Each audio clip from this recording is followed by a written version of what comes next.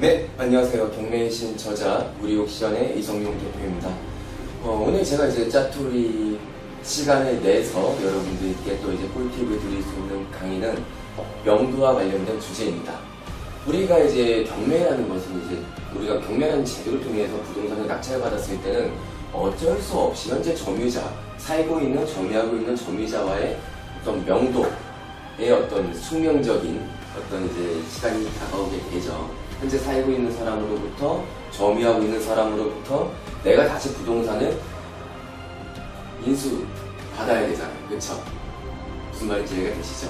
그 안에서 많은 사람들이 스트레스를 굉장히 많이 받아요. 왜냐면은 현재 살고 있는 점유자가 내가 이제 낙찰을 받고 나서 전소유자라면 이 사람은 자신의 부동산을 강제로 매각당했기 때문에 또 플러스해서 자신의 사정이 어려워졌기 때문에 채권자가 부동산을 경매 진행시킨 것이고, 거기서 이제 무엇을 할 수 있냐면 현재의 채무자, 전소유자는 재산이 하나도 없을 수가 있어요. 그럼 지금까지 막 1년 동안 미납관리비도 엄청 연체되어 있고 뭐 이사비 달라 그러고 막 이러니까 나는 사실 이사비를 줘야 될 의무가 없다. 미납관리비를 내가 왜 대신 내줘야 되죠? 이거 굉장히 이상한 문제잖아요. 근데 그런 것들을 요구하기 때문에 굉장히 여러분들이 많은 스트레스를 받게 되고 그게 싫어서 경매를 안 하겠다는 분들도 있어요. 물론 저는 이제 명도의 방법이 여러 가지가 있는데, 저는 여러분들이 보통 다루시는 이제 명도의 어떤 유형이 일반 물건 아파트, 일반 물건 빌라, 일반 물건 오피스텔, 일반 물건 단독주택, 일반 물건 그냥 상가, 이 정도거든요. 거기에 이제 명도에 있어서 여러분들에게 꼭 필요한 것들을 제가 오늘 가르쳐 드리도록 하겠습니다. 자, 시작하도록 해보시죠. 자, 이제 지금부터 집중하시고요. 저는 개인적으로 이제 특수 권리만 이제 투자를 하다 보니까 보통 여러분들이 하는 명도의 어떤 과정이랑은 많이 달라요. 하지만 일반 물건도 잘하죠. 300건 이상을 했는데 지금 재미없어서 안 해요. 일단 어쨌든 여러분들 뭐 이제 일반 물건 하시는 분들 설명 드리도록 하겠습니다. 자, 여러분들이 마음에 드는 아파트가 있습니다. 아파트가 가정을 하겠습니다. 그래서 한 서울에 있는 한 3억 상당의 아파트가 나왔고 감정가 역시 3억이었다고 가정을 하겠습니다. 일반 물건이 권리상하자가 별로 없습니다. 그렇기 때문에 너도나도 경매 공부에다 뛰어들 수 있는 물건, 경쟁률이 굉장히 높은, 말도 안 되는 금액이 낙찰되는. 그래서 여러분들이 요즘 수익 내기 많이 힘드시죠? 경매인의 90%가 일반 물건 아파트에 뛰어드는데 사실이죠? 어쨌든 경쟁을 통해서 그래도 조금 싸게 받았다 그래서 여러분들이 뭐 2억 8천만 원의 낙찰을 받았다고 가정을 하겠습니다. 여러분들이 낙찰받은 금액입니다. 자, 낙찰을 받았으면 그 다음에 진행 단계가 어떻게 됩니까? 낙찰을 받고 나서 여기서부터 내가 소유자가 아니죠. 낙찰을 받은 것만으로는 내가 소유자가 아니에요. 뭐라고 부르죠? 알아좀 둡시다. 최고가 매수 신고인. 최고가, 최고의 금액으로 매수하겠다고 신고를 한 사람이다. 여기까지. 어떠한 권리도 없어요. 그래서 여기 이때 내가 뭐라도 된다고 뭐 나설 필요 없는 겁니다. 물론 나서야 되는 경우도 있죠. 그건 따로 이따 설명드릴게요. 자, 낙찰을 받고 약 일주일이라는 시간이 지나갑니다. 그러면은 뭐 어떤 기간이 도래하냐면 매각 허가 기간이 도래합니다.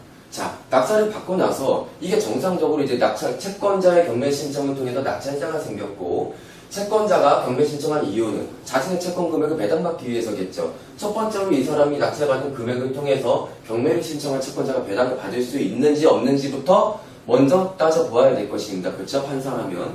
그 외에 여러 가지 타당성을 따진 다음에 매각 허가 기간이 도래합니다. 그때 매각 허가가 된다. 그러면은 사실은 모든 법은 허가가 된 걸로부터 바로 잔금 납부 기간이 도래해야 됩니다. 왜냐면 허가가 됐잖아요. 내가 낙찰 받은 거에 대해서 허가가 됐잖아요. 근데 경매에 있어서는 남의 재산을 강제로 매각하는 것이기 때문에 신중에 더 기하자라는 표현을 취지에서 신중을 더 기하자는 취지에서 또 한 번의 일주일의 기간을 두고서 약 또 일주일 뒤에 매각 허가 확정 기일이 다가옵니다. 그래서 이 매각 허가 확정 기일이 지난 뒤로부터 잔금을 여러분들이 납부할 수 있는 기간이 됩니다. 그리고 이때 잔금을 납부하시면 이때로부터 소유권자가 되는 겁니다. 내가 낙찰받은 해당 부동산에 대해서 소유권자가 되는 거라고요. 언제부터? 잔금 납부한 때로부터. 등기한 때로부터가 아니라고요. 이거 굉장히 중요합니다. 나중에 뭐 소송하고 뭐하고 했을 때 내가 가진 어떤 채권에 대해서 확인 판결을 받거나 뭐 모르시는 분들도 있겠지만 이랬을 때는 이 시점으로부터 계산이 되는 것이기 때문에 등기한 때로부터 잘못 착각하고 계시면 안 된다는 소리예요. 어쨌든 중간에 절차 하나를 더 가르쳐 드리면 만약에 이제 명도 얘기를 해야 되는 것이지만 낙찰을 받고 허가가 되는 기간 이 일주일까지 어떤 뭐 이의 신청이 들어오지 않았다면 어떤 남으로부터 이 사람이 낙찰을 받아서 소유권자가 되는 것에 대해서 이의가 있습니다. 뭔가 잘못되었습니다. 라고 따질 수 있는 기간에 어떤 이의 신청이 없다고 하면은 정상적으로 허가가 되고 이 허가가 된 때로부터 매각 허가가 확정되는 이 길이까지 일주일까지는 또 항고 기간이라고 합니다. 항고 기간이요. 이 항고가 뭐냐면은 제가 판사라고 가정을 해볼게요. 이제 최종적으로 매각 허가를 했고 마지막 이제 허가 확정 기일이 다가와 딱 일주일 줄 테니까 이 물건의 부동산 이 물건에 대해서 이 낙찰자가 낙찰을 받아서 소유권자가 되는 것에 대해서 불만이 있는 사람 다 나와서 얘기해. 지금 얘기해. 빼내주면 안 된다. 대신 일부러 시간을 지체하기 위해서 연기시키기 위해서 악의적으로 항고를 할 수 있기 때문에 낙찰자가 낙찰받은 금액의 10% 바치고 얘기해라. 그리고 네 말이 틀렸지? 네가 바친 금액, 공탁한 금액 안 돌려줄 거야. 오케이? 그러니까 신중하게 항고하세요. 라는 기간이에요. 그래서 항고 때는 항고 잘 안 합니다. 왜? 돈 날리기가 쉽기 때문에. 어쨌든 이렇게 잔금 납부 기간이 왔으면 여러분들은 명도를 하기 위해서 첫 번째로 무엇을 해야 되냐면은 인도 명령 신청이라는 걸 해야 됩니다. 인도 명령 신청. 이때 뭘 하면서 같이 하는 거죠? 잔금 납부를 하기 위해서는 당연히 잔금을 납부하면서 뭘 합니까? 소유권 이전 촉탁등기라는 것을 해요. 촉탁등기 신청. 아이고 이게 무슨 말이냐? 일단 이것부터 설명드릴게요. 소유권 이전 촉탁등기 신청. 이게 뭐냐면 아주 간단해요. 여러분들이 부동산 매도인과 매수인 둘이 만나서 쌍방의 계약하에 매매가 이루어지는 것이면은 당연히 매도자 또한 협의가 된 것이기 때문에 등기에 대해서 협의를 같이 이제 나서서 등기를 해준 데 있어서 협조를 할 것입니다. 하지만 부동산을 강제로 매각당하는 사람이에요. 갑이라고 가정을 하겠습니다. 이 갑이라는 사람은 강제로 부동산을 매각당했기 때문에 등기하는데 원래 같이 가서 등기소 가서 등기를 해야 되는데 안 도와줄 거란 말이에요. 서류 띄워주겠어요? 감정이 안 좋은데 내 부동산을 갑 뺏기고 있는데 안 해줘요. 그래서 내가 부동산 경매라는 제도를 통해서 낙찰을 받았으니 강제적으로 등기 좀 해달라고 등기소에다 촉탁 좀 해달라는 거예요. 일방의 요청에 의해서 등기소는 촉탁등기 신청을 하게 되면 등기가 됩니다. 그래서 이 촉탁등기 신청이라고 얘기하는 거고 별로 중요하지 않아요. 대충 소유권 이전 등기 신청이다. 이렇게만 알아두셔도 됩니다. 그래도 개념을 설명하는 게 좋으니까 한 거고. 자, 이게 중요해요. 이제 명도에 있어서 부동산을 인도하라는 명령을 판사님이 현재 살고 있는 이 점유자로부터, 이 점유자가 꼭 소유자이진 않을 수 있어요. 임차인일 수도 있잖아요. 그렇죠? 어쨌든 대항력이 없는 임차인이라면은 낙찰장이 나에게 비워줘야 된단 말이에요. 그렇죠? 자, 어쨌든 인도 명령. 이 사람한테 부동산을 나에게 인도해달라고 명령 좀 해주십시오 하는 신청을 법원이 하는 겁니다. 그러면 약 2주의 기간이 지나서 2주의 기간이 지나서 보통 인도 명령 신청을 했으니까 결정이 됩니다. 그리고 결정이 되고 나서 결정문이란 서류가 현재 살고 있는 점유자에게도 가고요. 저에게도 인도 명령이 결정되었던 낙찰자에게도 옵니다. 자, 어쨌든 그리고 나서 이걸 왜 해야 되냐면 잔금 납부를 하면서 반드시 같이 하세요. 뭐냐면 인도 명령 신청을 하지 않고 6개월이 지났다. 근데 명도가 안 되었다. 그때는 강제 집행 못 합니다. 명도 소송해야 돼요. 그럼 시간 또 많이 가. 그쵸? 무슨 말인지 이해가 되시나요? 시간도 금이고 시간도 재테크고 시간도 수익률이에요. 중요하단 말이에요. 공감하시죠? 그렇기 때문에 인도 명령 신청을 미리 해둬야지 현재 살고 있는 점유자와의 명도 협의가 잘 되지 않았을 때 법원으로부터 강제력을 동원해서 강제 집행을 할 수 있는 겁니다. 그게 굉장히 중요한 거예요. 꼭 하시고. 그럼 누구한테 하냐? 현재 소유자든 임차인이든 현재 이 부동산에 뭐 전입신고가 되어 있다 아니면 뭐 점유하고 있는 사람이다 전부 다에게 하세요.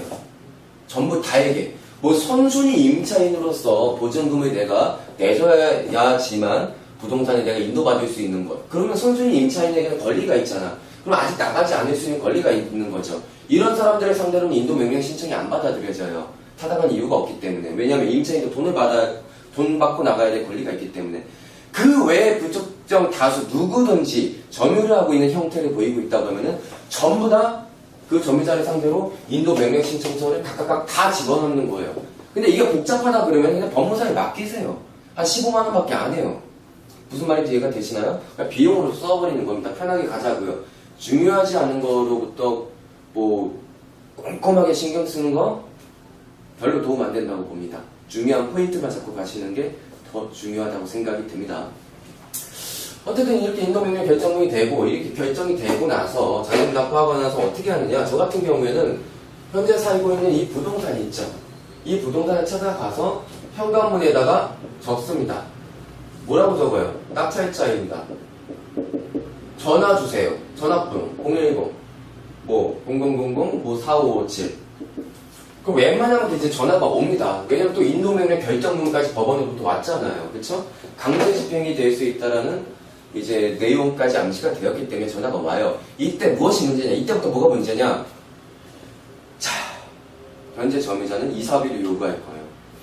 내가 3억짜리 2억 8천에 낙찰받았어. 근데 2억 이사비로 한 300만 원 달래. 이게 무슨 소리예요? 여러분도 매매할 때 이사비 주나요? 이사비 줘요? 팔고 나가면서 들어오는 사람이 이사비 알아서 하는 거잖아요. 사실은 그게 맞는데 어떤 관례상 이사비를 꼭 요구하는 경우가 이제 99%입니다. 이사비 한 300만 원 막 요구합니다.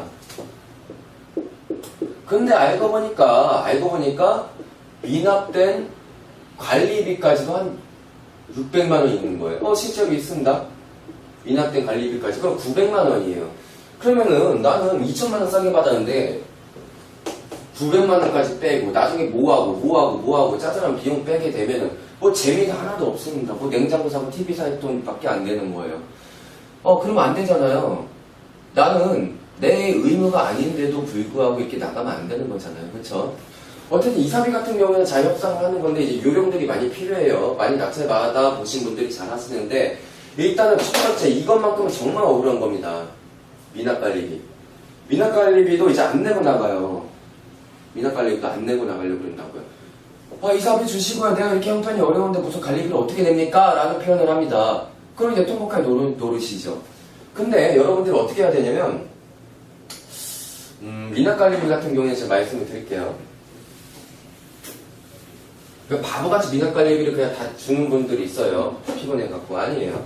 관리비는요, 공용부분 관리비와 전유부분 관리비로 나누어집니다. 자, 공용부분과 전유부분 무엇이냐? 전유부분이라는 것은 예를 들어서 이 아파트가, 현재 이 아파트, 낙찰받는 아파트가 뭐 113동에 1802호라고 가정을 해볼게요. 자, 아파트는요, 구분 건물이죠. 각각의 여러 사람들이 모여서 구분적으로 자신의 개별적으로 이제 분양받은 아니면 매수한 부분들을 개별적으로 점유하고 있지 않겠습니까? 개별적인 소유권을 가지고 아파트의 경우에는 이랬을 때 1802호 이 부분만큼은 누군가와 함께 쓰는 것이 아니고 개별적으로 내가 독립되어서 사용되는 공간이지 않겠습니까? 이 공간에서 사용되는 비용들이 뭐가 있어요? 적어볼까요? 이 공간 안에 뭐 전기, 수도, 난방, 그쵸? 뭐 도시가스, 뭐 또 뭐가 있을까요? TV, 수신기, 뭐 이런 것들이 있겠죠. 여기서 사용되는 이 모든 비용들이 전유 부분에 대한 비용이라고 우리가 표현을 합니다.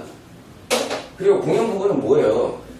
이 아파트 여러 사람들이 함께 살다 보니까 이 공공의 목적으로 있는 시설들 그리고 유지 비용들을 보고 공용 부분에 대한 관리비라고 얘기를 합니다. 예를 들면은 뭐 관리사무실 여기서 이제 관리를 하기 위해서 이제 업무를 보시는 분들이 이제 월급이 나가야 되겠죠. 경비실도 마찬가지입니다. 경비분들 월급 나가야 되지 않겠습니까? 그리고 뭐 엘리베이터 비용, 그쵸? 승강기, 엘리베이터 이제 유지 비용, 그리고 뭐 이제 공공을 위해서 공용 목적으로 된 뭐 전기, 이런 모든 것들을 합쳐서 우리는 공용관리비다라고 표현을 합니다. 개념은 아시면 돼요. 뭐 공용 난방도 있고 공공 전기도 있겠죠. 나눠졌습니다. 근데 우리는 법률적으로 무엇을 법률적으로 내가 전부 다 이 미납관리비를 내가 인수해야 되는 것인가? 아니에요. 여기서부터 잘 들어보세요. 또 대표적으로 대법원 판례상 뭐였지? 2001 다해 8677번 대법원 판례. 이것을 대표적으로 해서 어떤 판례가 있냐면은, 어떻게 대법원 판례를 정리하고 있냐면은, 공용 부분만 낙찰자가 인수하라 라는 판결 내용이 있습니다. 여기서 또 한 가지, 이것까지는 잘 모르시는 분들이 많아요. 연체이자 어떻게 할 것인가? 연체이자까지는, 공용 부분에 대한 연체이자까지는 낙찰자가 인수하지 않는다라고 표현을 하고 있습니다. 하지만 그럼에도 불구하고 우리는 이런 판례를 가지고 관리사무실에 찾아가서 이야기를 합니다. 관리비가 600만 원이 나왔네요. 그런데 말이죠, 우리가 이 대법원 판례 보게 되면은 공용 부분에 대한 부분만 이 경매를 통한 이제 새로운 매수인이 인수를 하게 되어 있습니다. 그리고 이제 전유 부분, 현재 살고 있는 점유자가 쓴 이 전유 부분에 대한 이제 비용은 제가 인수할 수 없습니다라고 표현을 해도 관리사무소장은 뭐라 그래요? 뭐라 그러던가요? 그런 거 모르고 아무튼 600만 원이 들어와야지 돼. 이래버린다고요. 그러면 이 600만 원이 안 들어오게 되면은 현재 이 부동산가의 이제 명도 협의가 됐다 하더라도 이 사람이 이사가는 날짜에는 관리사무소로부터 반출증을 받아야지만이 이사짐센터 이사짐 차량이 나갈 수가 있어요. 반출증을 못 끊으면 이사를 못 나가요. 근데 그 반출증이라는 것은 이 미납관리비까지 정산이 전부 다 깨끗하게 되었을 때 반출증이 나온다고요. 그러니까 이 미납관리비에 대한 해결은 정말 큰 숙제로 남는 것이죠. 자, 여기서 미납관리비가 600만 원이라고 가정을 해볼게요. 가정을 이미 했죠. 근데 공용 부분에 대한 관리비가 더 많을까요? 전유 부분에 대한 관리비가 더 많을까요? 상식적으로 생각을 해보세요. 전유 부분에 대한 관리비, 내가 개별적으로 독립적으로 사용한 1802호에 대한 관리비가 훨씬 더 많아요. 예를 들어서 600만 원이라고 해볼게요. 그럼 보통 공용 부분의 관리비는 얼마 정도? 한 100만 원 잡고요. 전유 부분이 한 500만 원 될 겁니다. 500만 원. 그러면 뭐 공용 부분 관리비 내가 인수할 수도 있지 않겠습니까? 근데 이 미납관리비를 통해서 관리사무소장은 속속무책에 답변만 주고 있습니다. 여러분도 어떻게 하시겠습니까? 여러 가지 요령을 통해서 삶의 삶을 많이 살아오시면서 요령껏, 그리고 경매 투자를 많이 하시면서 쌓인 하나의 요령을 가지고 부드럽게 원만하게 해결할 수 있는 아주 아름다운 지혜로운 기술을 가져서 협의로만 정리했으면 좋겠지만, 나라는 사람이 워낙에 말주변이 없고 딱딱한 사람이다 보니까 나는 그게 잘 안 된다라는 하시는 분들을 위해서 가르쳐 드리겠습니다. 알아야 돼요. 잘 보세요. 분명히 대법원 판례를 통해서 공용 부분만 경매 낙찰자가 인수하라, 그리고 연체이자는 인수하지 않는다라고 얘기했는데도 불구하고 관리사무소장이 전유 부분까지도 전부 다 받아내려고 합니다. 주세요. 주라고요. 그냥 관리비 주라고요. 그 다음 어떻게 하냐면 민법 제 741조에 의한 부당 이득 반환 청구의 소송을 제기하시는 겁니다. 내용은 뻔하죠. 판사님, 민법 제741조에 의해서 부당이득 반환 청구의 소송을 제기하였습니다. 이유가 뭔데? 뭐긴 뭐예요? 대법원 판결에 의해서도, 대법원 판결이지 않겠습니까? 2001에 다 8677의 판결, 그 외에 또 쌓여있는 판례를 보여드리면서, 아니 나는 경매를 낙찰받은 낙찰자이고 분명히 이 판례를 통해서도 공용 부분에 대한 관리비만 인수하라는 판결이 있는데도 불구하고 관리사무소에서는 저를 통해서 전유 부분, 남이 사용한 전유 부분까지도 전부 다 계산해서 저한테 받아냈습니다. 그러면은 관리사무소는 공용 부분을 제외한 전후 부분에 대해서는 법률상 원인 없이 부당한 이득을 취한 것이 아니겠습니까? 그래서 저는 돌려받고자 이렇게 소송을 제기했습니다. 그래서 판사는 뭐라고 얘기하겠습니까? 그래, 듣고 보니까 네 말이 맞네 하고 판결을 땅땅땅 해줍니다. 원고 승소. 소송을 제기한 사람이 원고예요. 거기에 대해서 응해야 되는 사람이 피고예요. 원고 승소하고요. 그리고 나머지 미납관리비 내가 냈던 거 저는 500만 원 500만 원을 돌려받을 수 있겠죠. 그래서 제가 말씀드리는 것은 사람이 지혜롭게 풍경을 더럽히지 않고 요령 있게 이제 대화로서 풀어가는 하나의 명도의 기술들이 가장 좋습니다. 그게 이제 협박성이 담긴 내용 증명이라도 좋아요. 왜냐면은 더 커져서 안 좋아진 하나의 풍경을 가지 않기 위한 하나의 내가 이제 요령이지 않겠습니까? 어쨌든 그게 잘 안 되신다고 하는 분들은 제가 지금 말씀드린 이 내용을 알고 계시면은 좋을 것 같습니다. 왜냐면 뭐 상가 같은 경우에는 정말 미납 관리비가 엄청나게 쌓이는 것들이 많아요. 막 억대일 때도 있고 몇 천만 원씩 된단 말이야. 그거 어떻게 부담할 거예요? 그렇죠? 그랬을 때 이제 민사소송을 하게 되는 경우가 많이 있기 때문에 꼭 기억해 주시고 이런 식으로 해서 명도라는 방법에 대해서 정리를 하실 수 있는 분을 저는 많이 못 봤습니다. 개인적으로는 이제 제가 이제 가장 존경하고 실력이 인정하고 저도 그분으로부터 많은 것을 배웠던 종로 경례학원의 이현민 대표님, 그분도 이렇게 강의를 하시고 저 또한 사실은 이 부분의 논리도 이현민 대표님으로부터 이제 알게 된 내용이죠. 아무튼 저는 이제 뭐 이현민 대표님으로부터 많이 배웠고 종로경매학원으로부터 이제 경매 공부를 하시려고 하시는 분들 종로경매학원의 강의 또 추천해드립니다. 뭐 그렇고요. 그리고 이제 마지막으로 이제 또 한 가지 말씀드리고자 하는 것은 우리옥션 홈페이지, 제가 운영하고 있는 우리옥션 홈페이지에 들어오시면은 지금 이 강의 외에도 수많은 강의들이 많이 있어요. 여러분들이 무료로 보실 수 있는. 그리고 경매 웹툰도 제가 만들어놨다.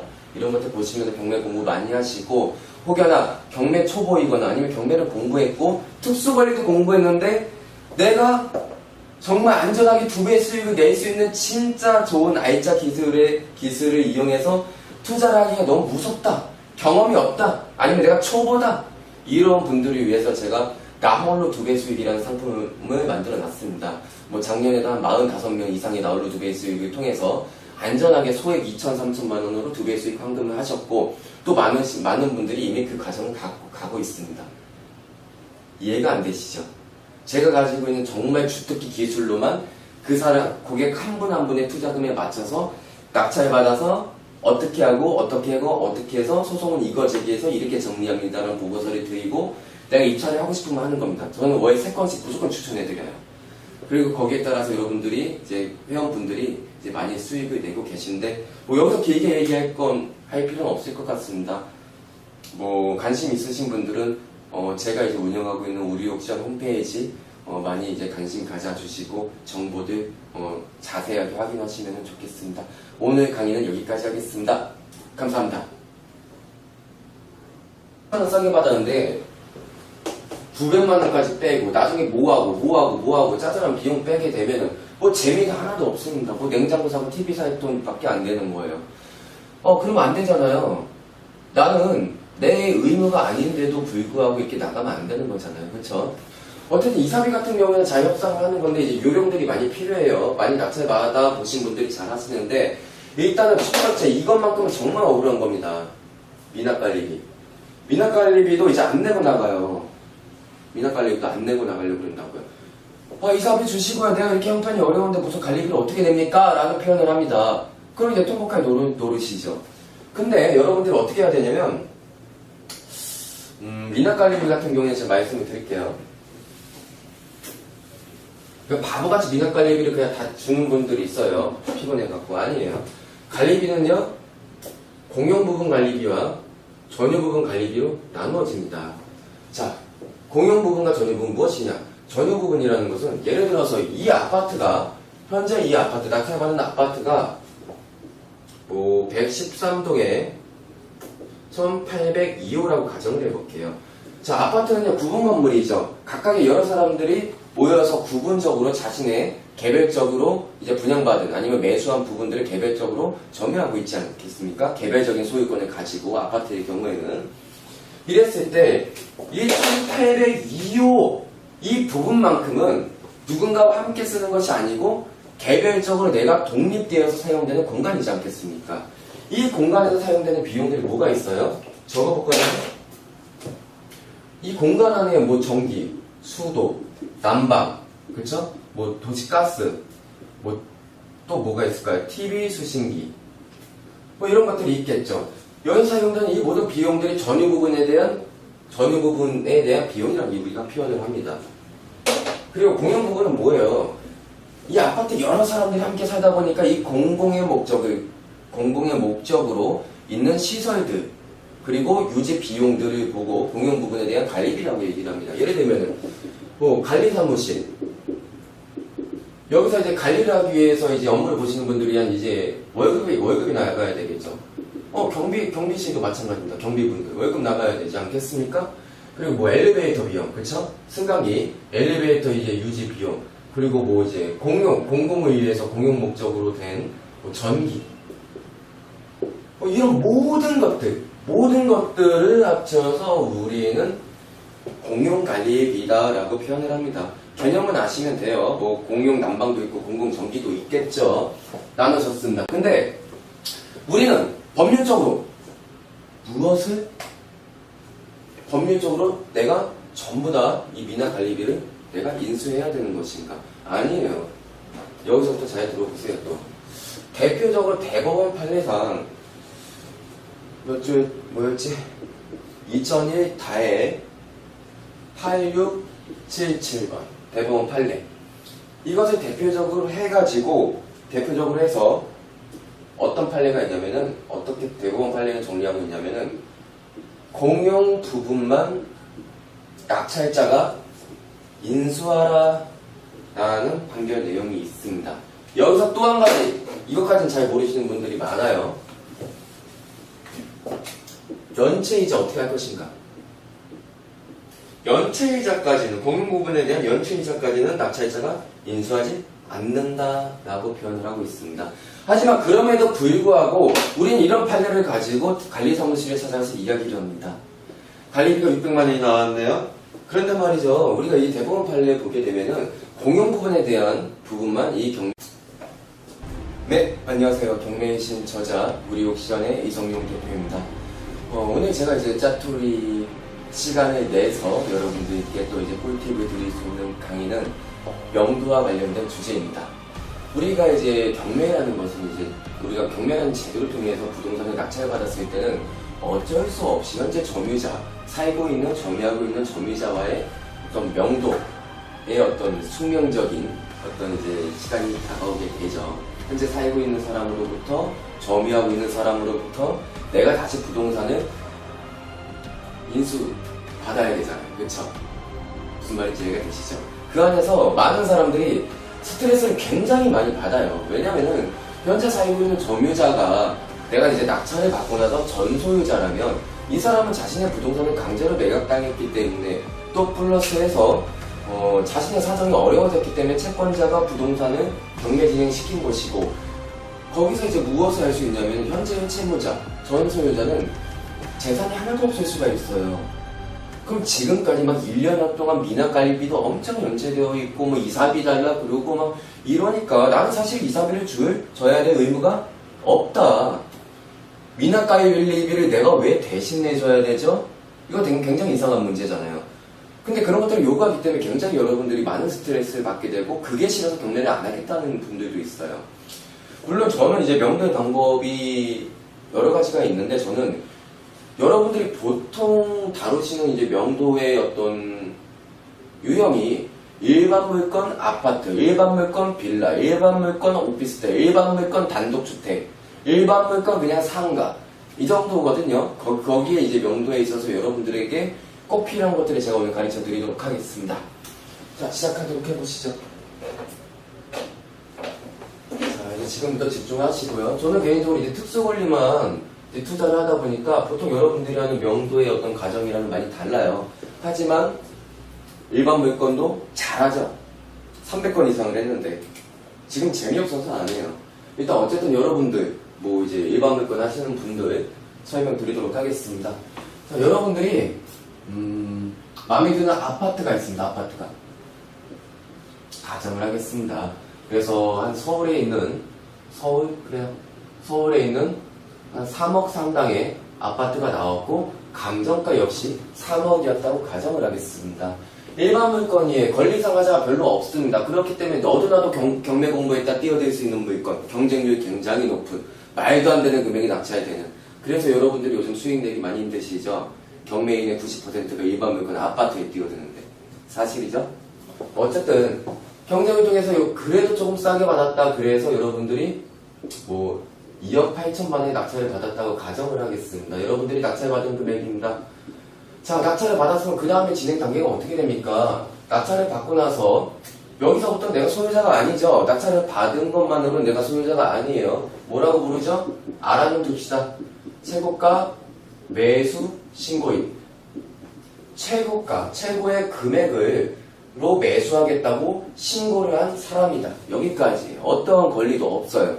그래서 여기 이때 내가 뭐라도 된다고 뭐 나설 필요 없는 겁니다. 물론 나서야 되는 경우도 있죠. 그건 따로 이따 설명드릴게요. 자, 낙찰을 받고 약 일주일이라는 시간이 지나갑니다. 그러면 어떤 기간이 도래하냐면 매각 허가 기간이 도래합니다. 자, 낙찰을 받고 나서 이게 정상적으로 이제 채권자의 경매 신청을 통해서 낙찰자가 생겼고 채권자가 경매 신청한 이유는 자신의 채권 금액을 배당받기 위해서겠죠. 첫 번째로 이 사람이 낙찰받은 금액을 통해서 경매를 신청한 채권자가 배당을 받을 수 있는지 없는지부터 먼저 따져보아야 될 것입니다. 그렇죠? 판사라면. 그 외에 여러 가지 타당성을 따진 다음에 매각 허가 기간이 도래합니다. 그때 매각 허가가 된다. 그러면은 사실은 모든 법은 허가가 된 걸로부터 바로 잔금납부 기간이 도래해야 됩니다. 왜냐 허가가 됐잖아요. 내가 낙찰 받은 거에 대해서 허가가 됐잖아요. 근데 경매에 있어서는 남의 재산을 강제로 매각하는 것이기 때문에 신중을 더 기하자라는 표현을 취지에서 신중을 더 기하자는 취지에서 또 한 번의 일주일의 기간을 두고서 약 또 일주일 뒤에 매각 허가 확정 기일이 다가옵니다. 그래서 이 매각 허가 확정 기일이 지난 뒤로부터 잔금을 여러분들이 납부할 수 있는 기간이 됩니다. 그리고 이때 잔금을 납부하시면 이때로부터 소유권자가 되는 겁니다. 내가 낙찰받은 해당 부동산에 대해서 소유권자가 되는 거라고요. 언제부터? 잔금 납부한 때로부터. 등기한 때로부터가 아니라고요. 이거 굉장히 중요합니다. 나중에 뭐 소송하고 뭐하고 했을 때 내가 가진 어떤 채권에 대해서 확인 판결을 받거나 뭐 모르시는 분들도 있겠지만 이랬을 때는 이 시점으로부터 계산이 되는 것이기 때문에 등기한 때로부터 잘못 착각하고 계시면 안 된다는 소리예요. 어쨌든 중간에 절차 하나를 더 가르쳐 드리면 만약에 이제 명도 얘기를 해야 되는 것이지만 낙찰을 받고 허가가 되는 기간 이 일주일까지 어떤 뭐 이의 신청이 들어오지 않았다면 어떤 남으로부터 이 사람이 낙찰을 받아서 소유권자가 되는 것에 대해서 이의가 있습니다. 뭔가 잘못되었습니다. 라고 따질 수 있는 기간에 어떤 이의 신청이 없다고 하면은 정상적으로 허가가 되고 이 허가가 된 때로부터 매각 허가가 확정되는 이 기일까지 일주일까지는 또 항고 기간이라고 합니다. 항고 기간이요. 이 항고가 뭐냐면은 제가 판사라고 가정을 해볼게요. 이제 최종적으로 매각 허가를 했고, 마지막에 이제 허가 확정 기일이 다가와. 딱 일주일 줄 테니까, 이 물건의 부동산, 이 물건에 대해서 이 낙찰자가 낙찰을 받아서 소유권자가 되는 것에 대해서 불만이 있는 사람 다 나와서 얘기해. 지금 얘기해. 깨내지면 안 된다. 대신, 일부러 시간을 지체하기 위해서, 연기시키기 위해서 악의적으로 항고를 할 수 있기 때문에, 낙찰자가 낙찰받은 금액의 10% 바치고 얘기해라. 그리고 네 말이 틀렸지? 네가 바친 금액, 공탁한 금액 안 돌려줄 거야. 오케이? 그러니까 신중하게 항고하세요. 라는 기간이에요. 그래서 항고 때는 항고 잘 안 합니다. 왜? 돈 날리기가 쉽기 때문에. 어쨌든 이렇게 잔금 납부 기간이 왔으면 여러분들은 명도를 하기 위해서 첫 번째로 무엇을 해야 되냐면은 인도 명령 신청이라는 걸 해야 됩니다. 인도 명령 신청. 이때 뭘 하면서 같이 하는 거죠? 잔금 납부를 하기 위해서는 당연히 잔금을 납부하면서 뭘 합니까? 소유권 이전 촉탁등기라는 것이에요. 촉탁등기 신청. 아이고 이게 무슨 말이냐. 일단 이것부터 설명드릴게요. 소유권 이전 촉탁등기 신청. 이게 뭐냐면 아주 간단해요. 여러분들이 부동산 매도인과 매수인 둘이 만나서 쌍방의 계약하에 매매가 이루어지는 것이면은 당연히 매도자 또한 협의가 된 것이기 때문에 등기에 대해서 협의를 같이 이제 나서서 등기를 해준 데 있어서 협조를 할 것입니다. 하지만 부동산을 강제로 매각당하는 사람이요. 갑이라고 가정을 하겠습니다. 이 갑이라는 사람은 강제로 부동산을 매각당했기 때문에 등기하는데 원래 같이 가서 등기소 가서 등기를 해야 되는데 안 도와줄 거란 말이에요. 서류 띄워주겠어요? 감정이 안 좋은데 내 부동산을 갑 뺏기고 있는데 안 해줘요. 그래서 내가 부동산 경매라는 제도를 통해서 낙찰을 받았으니 강제적으로 등기 좀 해달라고 등기소에다 촉탁 좀 해달라는 거예요. 매를 통한 이제 새로운 매수인이 인수를 하게 되어 있습니다. 그리고 이제 전유 부분, 현재 살고 있는 점유자가 쓴 이 전유 부분에 대한 이제 비용은 제가 인수할 수 없습니다라고 표현을 해도 관리사무소장은 뭐라 그래요? 뭐라 그러던가요? 그런 거 모르고 아무튼 600만 원이 들어와야지 돼. 이래버린다고요.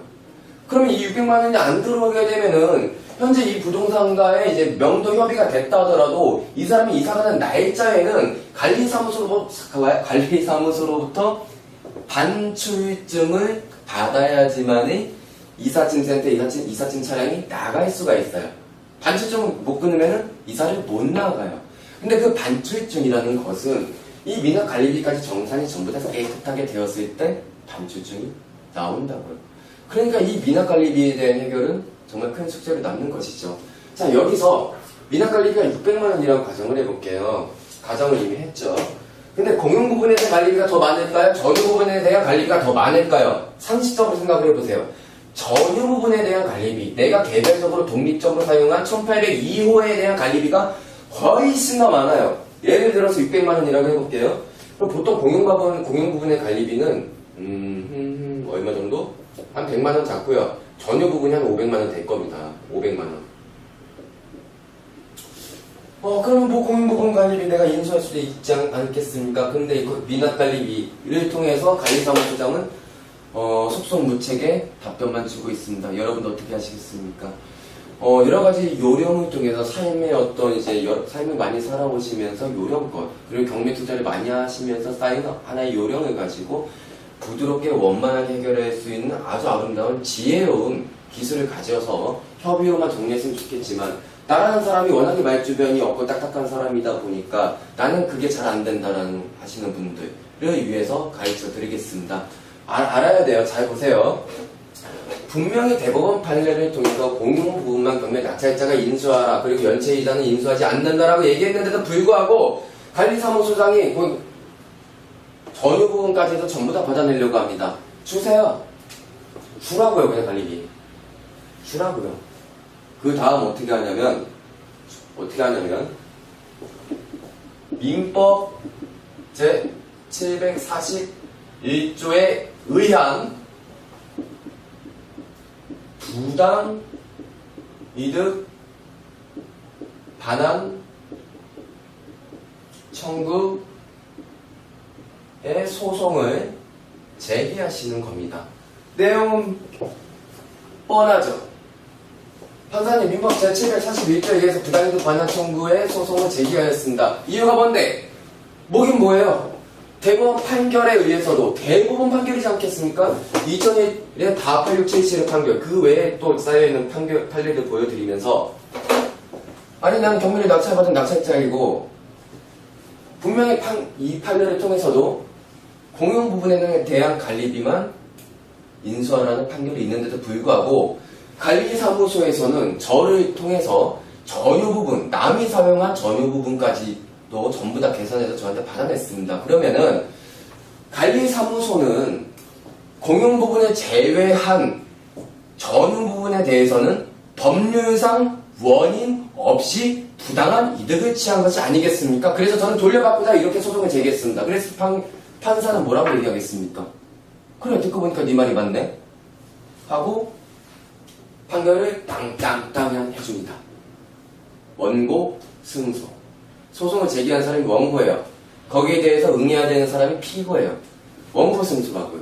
그리고 나머지 미납관리비 일방의 요청에 의해서 등기소는 촉탁등기 신청을 하게 되면 등기가 됩니다. 그래서 이 촉탁등기 신청이라고 얘기하는 거고 별로 중요하지 않아요. 대충 소유권 이전 등기 신청이다.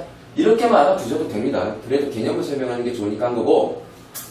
자, 이게 중요해요. 이제 명도에 있어서 부동산을 인도하라는 명령을 판사님이 현재 살고 있는 이 점유자로부터, 이 점유자가 꼭 소유자이진 않을 수 있어요. 임차인일 수도 있잖아요. 그렇죠?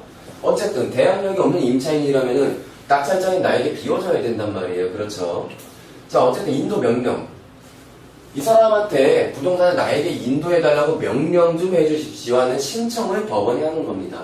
그러면 약 2주의 기간이 지나서 2주의 기간이 지나서 보통 인도 명령 신청을 했으니까 결정이 됩니다.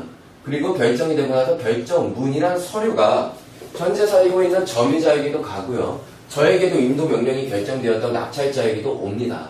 자, 어쨌든 그리고 나서 이걸 왜 해야 되냐면 잔금 납부를 하면서 반드시 같이 하세요. 뭐냐면 인도 명령 신청을 하지 않고 6개월이 지났다. 근데 명도가 안 되었다. 그때는 강제 집행 못 합니다. 명도 소송해야 돼요. 그럼 시간 또 많이 가. 그쵸? 무슨 말인지 이해가 되시나요? 시간도 금이고 시간도 재테크고 시간도 수익률이에요. 중요하단 말이에요. 공감하시죠? 그렇기 때문에 인도 명령 신청을 미리 해둬야지 현재 살고 있는 점유자와의 명도 협의가 잘 되지 않았을 때 법원으로부터 강제력을 동원해서 강제 집행을 할 수 있는 겁니다. 그게 굉장히 중요한 거예요. 꼭 하시고. 그럼 누구한테 하냐? 현재 소유자든 임차인이든 현재 이 부동산은 뭐 전입신고가 되어 있다. 아니면 뭐 점유하고 있는 사람이다. 전부 다에게 하세요. 전부 다에게. 뭐 선순위 임차인으로서 보증금을 내가 내줘야지만 부동산에 내가 인도받을 수 있는 것. 그러면 선순위 임차인에게는 권리가 있잖아. 그럼 아직 나가지 않을 수 있는 권리가 있는 거죠. 이런 사람들을 상대로는 인도 명령 신청이 안 받아들여져요. 타당한 이유가 없기 때문에. 왜냐하면 임차인도 돈 받고 나가야 될 권리가 있기 때문에. 그 외에 불특정 다수 누구든지 점유를 하고 있는 형태를 보이고 있다고 하면은 전부 다 그 점유자를 상대로 인도 명령 신청서를 각각 다 집어넣는 거예요. 근데 이게 복잡하다 그러면 그냥 법무사에 맡기세요. 한 15만 원밖에 안 해요. 무슨 말인지 이해가 되시나요? 그러니까 비용으로 써버리는 겁니다. 편하게 가자고요. 중요하지 않은 거로부터 뭐 꼼꼼하게 신경 쓰는 거 별로 도움 안 된다고 봅니다. 중요한 포인트만 잡고 가시는 게 더 중요하다고 생각이 듭니다. 어쨌든 이렇게 인도명령 결정이 되고 이렇게 결정이 되고 나서 잔금 납부하고 나서 어떻게 하느냐. 저 같은 경우에는 현재 살고 있는 이 부동산이 있죠. 이 부동산을 찾아가서 현관문에다가 적습니다. 뭐라고 적어요? 낙찰자입니다. 전화 주세요. 전화번호 010 0000 4557. 그럼 웬만하면 이제 전화가 옵니다. 왜냐면 또 인도명령 결정문까지 법원으로부터 왔잖아요. 그쵸? 강제 집행이 될 수 있다라는 이제 내용까지 암시가 되었기 때문에 전화가 와요. 이때 무엇이 문제냐? 이때부터 뭐가 문제냐? 자, 현재 점유자는 이사비를 요구할 거예요. 내가 3억짜리 2억 8천에 낙찰받았어. 근데 이사비로 한 300만 원을 달래. 이게 무슨 소리예요? 여러분도 매매할 때 이사비 주나요? 이사비 줘요? 팔고 나가면서 들어오는 사람이 이사비 알아서 하는 거잖아요. 사실은 그게 맞는데 어떤 관례상 이사비를 꼭 요구하는 경우가 이제 99%입니다. 이사비 한 300만 원 막 요구합니다.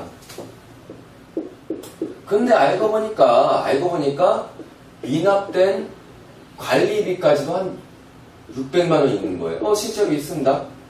미납된 관리비까지. 그럼 900만 원이에요. 그러면은 나는 2천